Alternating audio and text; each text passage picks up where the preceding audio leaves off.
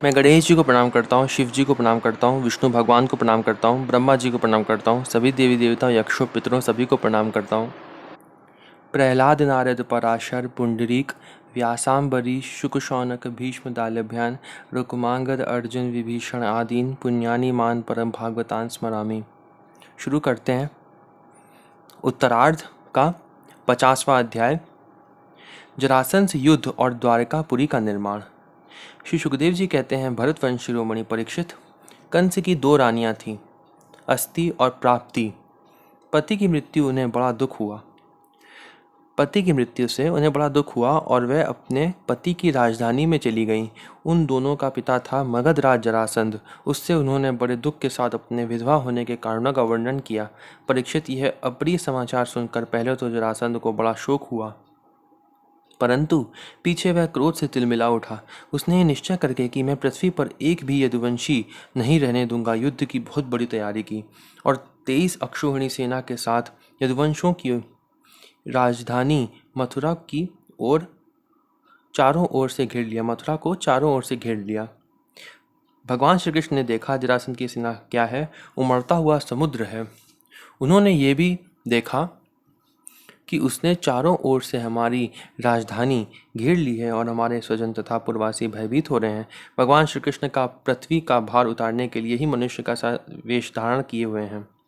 अब उन्होंने विचार किया कि मेरे अवतार का क्या प्रयोजन है और इस समय इस स्थान पर मुझे क्या करना चाहिए। उन्होंने सोचा, ये बड़ा अच्छा हुआ कि मगधराज जरासंध ने अपने अधीनस्थ नरपतियों की पैदल, घुड़सवार, रथी और हाथियों से युक्त कई अक्षौहिणी सेनाएं इकट्ठी कर ली।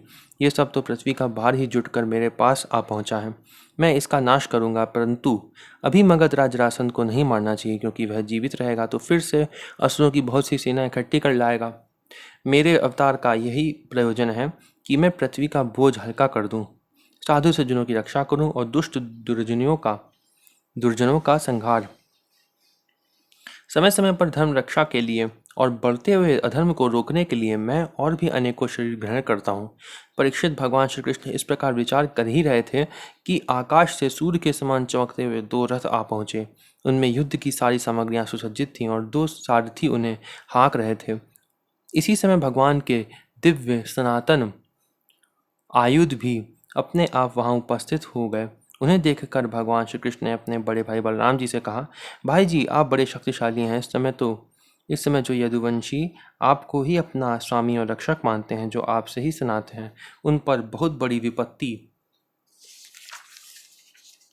आ पड़ी है। देखिए, ये रथ आपका रथ है और आपके प्यारे आयुध हल मूसल भी आ पहुंचे हैं। अब आप इस पर सवार होकर शत्रु सेना का संहार कीजिए और अपने स्वजनों को इस विपत्ति से बचाइए। भगवान, साधुओं का कल्याण करने के लिए ही हम दोनों ने अवतार ग्रहण किया है, अतः अब आप यह 23 अक्षौहिणी सेना पृथ्वी का यह विपुल भार नष्ट कीजिए। भगवान श्री कृष्ण और बलराम जी ने यह सलाह करके कवच धारण किए और रथ पर सवार होकर वे मथुरा से निकले। उस समय दोनों भाई अपने अपने आयुध लिए हुए थे और छोटी सी सेना उनके साथ साथ चल रही थी। श्री कृष्ण का रथ हाँक रहा था दारुक। पुरी से बाहर निकलकर उन्होंने अपना 5 जन्य शंख बजाया। उनके शंख की भयंकर ध्वनि सुनकर शत्रु पक्ष की सेना के वीरों का हृदय डर के मारे थर्रा उठा। उन्हें देखकर मगधराज जरासंध ने कहा, पुरुषाधाम श्री कृष्ण, तू तो अभी निरा बच्चा है। अकेले तेरे साथ लड़ने में मुझे लाज लग रही है। इतने दिनों तक तू ना जाने कहाँ कहाँ छिपा फिरता था। मंद, तू तो अपने मामा का हत्यारा है, इसलिए मैं तेरे साथ नहीं लड़ सकता। जा, मेरे सामने से भाग जा। बलराम, यदि तेरे चित्त में यह श्रद्धा हो कि युद्ध में मरने पर स्वर्ग मिलता है, तो तू आ हिम्मत बांध कर मुझसे लड़। मेरे बाणों से छिन्न भिन्न हुए शरीर को यहाँ छोड़कर स्वर्ग में जा, अथवा यदि तुझ में शक्ति हो तो मुझे ही मार डाल। भगवान श्री कृष्ण ने कहा, मगधराज, जो शूरवीर होते हैं वे तुम्हारी तरह डींग नहीं हाँकते, वे तो अपना बल पौरुष ही दिखलाते हैं। देखो, अब तुम्हारी मृत्यु तुम्हारे सिर पर नाच रही है। तुम वैसे ही अकबक कर रहे हो जैसे मरने के समय कोई सन्निपात का रोगी करे। बक लो, मैं तुम्हारी बात पर ध्यान नहीं देता। श्री कृष्ण श्री सुखदेव जी कहते हैं, परीक्षित, जैसे वायु बादलों से सूर्य को और धुएं से आग को ढक लेती है किंतु वास्तव में वे ढकते नहीं, उनका प्रकाश फिर फैलता ही है, वैसे ही मगध राज जरासंध ने भगवान श्री कृष्ण और बलराम के सामने आकर अपनी बहुत बड़ी बलवान और अपार सेना के द्वारा उन्हें चारों ओर से घेर लिया। यहाँ तक कि उनकी सेना, रथ, ध्वजा, घोड़ों और सारथियों का दिखना भी बंद हो गया। मथुरापुरी की स्त्रियां अपने महलों की अटारियों पर, छज्जों और फाटकों पर चढ़कर युद्ध का कौतुक देख रही थी। जब उन्होंने देखा युद्ध भूमि में भगवान श्री कृष्ण की गरुण चिन्ह से चिन्हित और बलराम जी की ताल चिन्ह से चिन्हित ध्वजा वाले रथ नहीं दिख रहे हैं, तब वह शोक के आवेग से मूर्छित हो गई। तब भगवान श्री कृष्ण ने देखा कि शत्रु सेना के वीर हमारी सेना पर इस प्रकार बाणों की वर्षा कर रहे हैं मानो बादल पानी की अनगिनत बूंदें बरसा रहे हों। हमारी सेना उससे अत्यंत पीड़ित, व्यथित हो रही है। तब उन्होंने अपने देवता और असुर दोनों से सम्मानित शांग धनुष का टंकार किया। इसके बाद वे तरकस में बाण निकालने, उन्हें धनुष पर चढ़ाने और धनुष की डोरी खींचकर झुंड के झुंड बाण छोड़ने लगे। उस समय उनका वह धनुष इतनी फुर्ती से घूम रहा था मानो कोई बड़े वेग से अलात चक्र लुकारी घुमा रहा हो। इस प्रकार भगवान श्री कृष्ण जरासंध की चतुरंगड़ी हाथी, घोड़े, रथ और पैदल सेना का संहार करने लगे। इससे बहुत से हाथियों के सिर फट गए और वह मर मर कर गिरने लगे। बाणों की बौछार से अनेकों घोड़ों के सिर धड़ से अलग हो गए। घोड़े, ध्वजा, सारथी और रथियों के नष्ट हो जाने से बहुत से रथ बेकाम हो गए। पैदल सेना की बाहें, जांघ और फिर सिर आदि अंग प्रत्यंग कट कट कर गिर पड़े। उस युद्ध में अपार तेजस्वी भगवान बलराम जी ने अपने मूसल की चोट से बहुत से मतवाले शत्रुओं को मार मार कर उनके अंग प्रत्यंग से निकले हुए खून की सैकड़ों नदियां बहा दी। कहीं मनुष्य कट रहे हैं तो कहीं हाथी और कहीं घोड़े छटपटा रहे हैं। उन नदियों में मनुष्यों की भुजाएं सांप के समान जान पड़ती और सिर इस प्रकार मालूम पड़ते मानो कछुओं की भीड़ लग गई हो। मरे हुए हाथी द्वीप जैसे और घोड़े ग्रहों के समान जान पड़ते। हाथ और जांघें मछलियों की तरह, मनुष्यों के केश सेवार के समान, धनुष तरंगों की भांति और अस्त्र शस्त्र लता एवं तिनकों के समान जान पड़ते। ढालें ऐसी मालूम पड़ती मानो भयानक भंवर हो। बहुमूल्य मणियां, आभूषण पत्थर के रोड़ों तथा कंकड़ों के समान बहे जा रहे थे। उन नदियों को देखकर कायर पुरुष डर रहे थे और वीरों का आपस में खूब उत्साह बढ़ रहा था। परीक्षित, जरासंध की वह सेना समुद्र के समान दुर्गम, भयावह और बड़ी कठिनाई से जीतने योग्य थी, परंतु भगवान श्री कृष्ण और बलराम जी ने थोड़े ही समय में उसे नष्ट कर डाला। वह सारे जगत के स्वामी हैं, उनके लिए यह एक सेना का नाश कर देना केवल खिलवाड़ ही तो है। परीक्षित, भगवान के गुण अनंत हैं। वह खेल खेल में ही तीनों लोकों की उत्पत्ति, स्थिति और संहार करते हैं। उनके लिए यह कोई बड़ी बात नहीं है वह शत्रुओं की सेना का इस प्रकार बात की बात में सत्यानाश कर दें।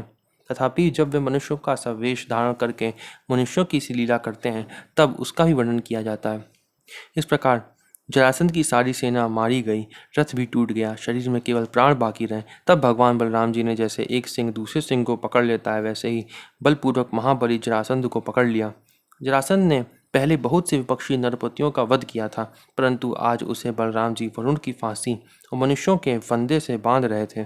भगवान श्री कृष्ण ने यह सोचकर कि ये छोड़ दिया जाएगा तो और भी सेना इकट्ठी करके लाएगा तथा हम सहज ही पृथ्वी का भार उतार सकेंगे, बलराम जी को रोक दिया। बड़े बड़े शूरवीर जरासंध का सम्मान करते थे, इसलिए उसे इस बात पर बड़ी लज्जा मालूम हुई कि मुझे श्री कृष्ण और बलराम ने दया करके दीन की भांति छोड़ दिया है। अब उसने तपस्या करने का निश्चय किया, परंतु रास्ते में उसके साथी नरपतियों ने बहुत समझाया कि राजन, यदुवंशियों में क्या रखा है, वे आपको बिल्कुल ही पराजित नहीं कर सकते थे। आपको प्रारब्धवश ही नीचा देखना पड़ा है। उन लोगों ने भगवान की इच्छा, फिर विजय प्राप्त करने की आशा आदि बतलाकर तथा लौकिक दृष्टांत एवं युक्तियां दे देकर यह बात समझा दी कि आपको तपस्या नहीं करनी चाहिए। परीक्षित, उस समय मगध राज जरासंध की सारी सेना मर चुकी थी। भगवान बलराम जी ने उपेक्षापूर्वक उसे छोड़ दिया था। इससे वह बहुत उदास होकर अपने देश मगध को चला गया। परीक्षित, भगवान श्री कृष्ण की सेना में किसी का बाल विवाह का न हुआ और उन्होंने जरासंध की 23 अक्षौहिणी सेना पर जो समुद्र के समान थी सहज ही विजय प्राप्त कर ली। उस समय बड़े बड़े देवता उन पर नंद नवन के पुष्पों की वर्षा और उनके इस महान कार्य का अनुमोदन प्रशंसा कर रहे थे। जरासंध की सेना के पराजय से मथुरावासी भयभीत हो गए थे और भगवान श्री कृष्ण की विजय से उनका हृदय आनंद से भर रहा था। भगवान श्री कृष्ण आकर उनमें मिल गए। सूत मागध और वंदीजन उनकी विजय की गीत गा रहे थे।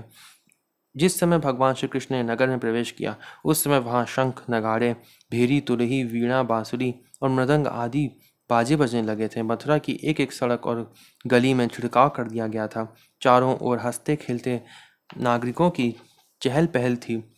सारा नगर छोटी छोटी झंडियों और बड़ी बड़ी विजय पताकाओं से सजा दिया गया था। ब्राह्मणों की वेद ध्वनि गूंज रही थी और सब ओर आनंद उत्सव के सूचक बंधनवार बांध दिए गए थे। जिस समय श्री कृष्ण नगर में प्रवेश कर रहे थे उस समय नगर की नारियां प्रेम और उत्कंठा से भरे हुए नेत्रों से उन्हें स्नेहपूर्वक निहार रही थीं और फूलों के हार, दही, अक्षत और जौ आदि के अंकुरों की उनके ऊपर वर्षा कर रही थीं। भगवान श्री कृष्ण रणभूमि से अपार धन और वीरों के आभूषण ले आए थे। वह सब उन्होंने यदुवंशियों के राजा उग्रसेन के पास भेज दिए।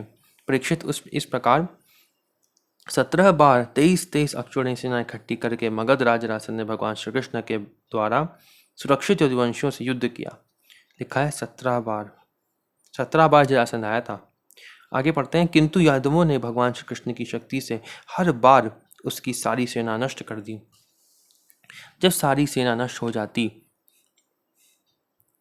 तब यदुवंशियों के उपेक्षापूर्वक छोड़ देने पर जरासंध अपनी राजधानी में लौट जाता। जिस समय 18वां संग्राम छिड़ने ही वाला था उसी समय नारद जी का भेजा हुआ वीर कालियावन दिखाई पड़ा। युद्ध में कालियावन के सामने खड़ा होने वाला वीर संसार में दूसरा कोई नहीं था। उसने जब यह सुना कि यदुवंशी हमारे ही जैसे बलवान हैं और हमारा सामना कर सकते हैं तब 3 करोड़ म्लेच्छों की सेना लेकर उसने मथुरा को घेर लिया। कालियावन की असमय चढ़ाई देखकर भगवान श्री कृष्ण ने बलराम जी के साथ मिलकर विचार किया, ओहो, इस समय तो यदुवंशियों पर जरासंध और कालियावन ये दो विपत्तियां एक साथ ही मंडरा रही हैं।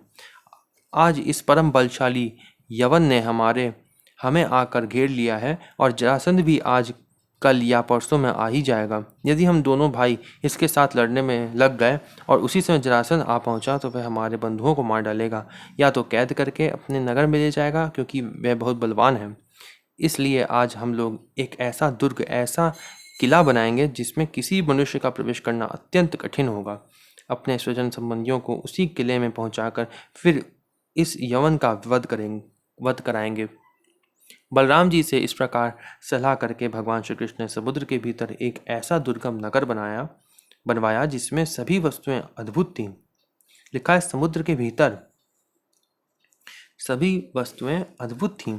उस नगर की लंबाई चौड़ाई 48 कोस की थी। उस नगर की एक एक वस्तु में विश्वकर्मा का विज्ञान, वास्तु विज्ञान और शिल्प कला की निपुणता प्रकट होती थी। उसमें वास्तुशास्त्र के अनुसार बड़ी बड़ी सड़कें, चौराहों और गलियों का यथास्थान ठीक ठीक विभाजन किया गया था। वह नगर ऐसे सुंदर सुंदर उद्यानों और विचित्र विचित्र उपवनों से युक्त था जिनमें देवताओं के वृक्ष और लताएं लहलहाती रहती थीं। सोने के इतने ऊंचे ऊंचे शिखर थे जो आकाश से बातें करते थे। स्फटिक मणि की अटारियां और ऊंचे ऊंचे दरवाजे बड़े ही सुंदर लगते थे। अन्न रखने के लिए चांदी और पीतल के बहुत से कोठे बने हुए थे। वहां के महल सोने के बने हुए थे और उन पर कामदार सोने के कलश सजे हुए थे। उनके शिखर रत्नों के थे तथा गज पन्ने की बनी हुई बहुत भली मालूम होती थी। इसके अतिरिक्त उस नगर में वास्तु देवता के मंदिर और छज्जे भी बहुत सुंदर सुंदर बने हुए थे। उसमें चारों वर्ण के लोग निवास करते थे और सबके बीच में यदुवंशियों के प्रधान उग्रसेन जी, वसुदेव जी, बलराम जी तथा भगवान श्री कृष्ण के महल जगमगा रहे थे। परीक्षित, उस समय देवराज इंद्र ने भगवान श्री कृष्ण के लिए परिजात वृक्ष और सुधर्मा सभा को भेज दिया। वह सभा ऐसी दिव्य थी कि उसमें बैठे हुए मनुष्यों को भूख, प्यास आदि मृत्युलोक के धर्म नहीं छुपाते थे। पर्णु जी ने ऐसे बहुत से श्वेत घोड़े भेज दिए जिनका एक एक कान श्याम वर्ण का था और जिनकी चाल मंद के समान तेज थी। धनपति कुबेर जी ने अपनी 8 निधियां भेज दीं और दूसरे लोकपालों ने भी अपनी अपनी विभूतियां भगवान के पास भेज दीं। परीक्षित सभी लोकपालों को भगवान श्री कृष्ण ने ही अनेक अधिकार के निर्वाह के लिए शक्तियां और सिद्धियां दी हैं। जब भगवान श्री कृष्ण पृथ्वी पर अवतीर्ण होकर लीला करने लगे तब सभी सिद्धियां उन्होंने भगवान के चरणों में समर्पित कर दी। भगवान श्री कृष्ण ने अपने समस्त स्वजन संबंधियों को अपनी अचिंत्य महाशक्ति योग माया के द्वारा द्वारका में पहुंचा दिया। शेष प्रजा की रक्षा के लिए बलराम जी को मथुरापुरी में रख दिया और उनसे सलाह लेकर गले में कमलों की माला पहने बिना कोई अस्त्र शस्त्र लिए स्वयं नगर के बड़े दरवाजे से बाहर निकल आए। यह अध्याय समाप्त होता है। अगला अध्याय जो होगा वो होगा 91वां अध्याय, कालियावन का भस्म होना, मुचुकुंद की कथा। ये अगली वीडियो में पढ़ेंगे। ओम नमो भगवते वासुदेवाय।